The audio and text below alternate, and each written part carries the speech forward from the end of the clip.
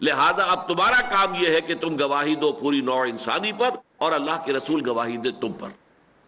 تو پہلا نقطہ ہے یا ایھا الذین آمنوا اتقوا اللہ حق تقاتہ ولا تموتن الا وانتم مسلمون۔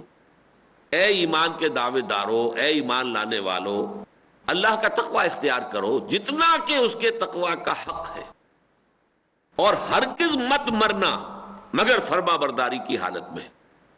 ولا تموتن، ہرگز مت مرنا، الا وانتم مسلمون، مگر اس حال میں کہ تم مسلم ہو، فرما بردار۔ یہاں پر لفظ مسلم کا مطلب یہ ہے کہ واقعتاً فرما بردار۔ مسلم کسے کہتے ہیں؟ جس نے کہ اللہ تعالیٰ کے احکام کی مخالفت ترک کر دی ہو، جس نے کہ ڈھال رکھ دی ہو، جو اللہ تعالیٰ کے سامنے سرنڈر کر چکا ہو۔ چمی گویم مسلمانم بے لرزم کہ دانم مشکلات لا الہ رہا۔ علامہ اقبال کہتے ہیں کہ جب میں یہ کہتا ہوں کہ میں مسلمان ہوں تو مجھ پر تو لرزہ طاری ہوتا ہے، اس لیے کہ میں جانتا ہوں کہ مسلمان ہونے کے معنی کیا ہے۔ یہ لا الہ کہہ دینا آسان ہے، اس پر پورا اترنا بہت مشکل ہے۔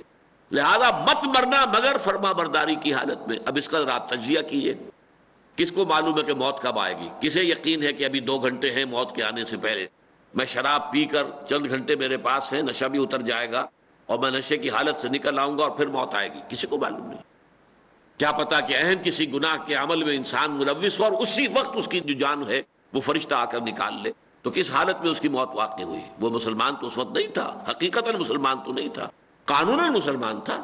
وہ اگر زنا بھی کر رہا تو مسلمان ہے قانوناً، حقیقتاً تو وہ مومن نہیں رہا، حقیقتاً مسلم نہیں رہا، وہ نافرمان ہے، اس وقت فرما بردار تو نہیں ہے، اللہ کے حکم کے خلاف کام کر رہا ہے، اللہ کی اطاعت تو نہیں کر رہا۔ اس اعتبار سے وہ جو احادیث ہیں کہ کوئی شخص لا یزنی زانی ہی نہ یزنی وہو مومن، کوئی زانی حالت ایمان میں زنا نہیں کرتا، ولا یسرق سارق ہی نہ یسرق وہو مومن، اور نہ ہی کوئی چور حالت ایمان میں چوری کرتا ہے، ولا یشرب الخمر ہی نہ یشرب وہو مومن، نہ کوئی شرابی حالت ایمان میں شراب پیتا ہے۔ جب یہ کام وہ کر رہا ہوتا تو ایمان جو حقیقی ایمان ہے اس کے دل میں موجود نہیں ہوتا۔ اقرأ أخيا ورتل القرآن اصبح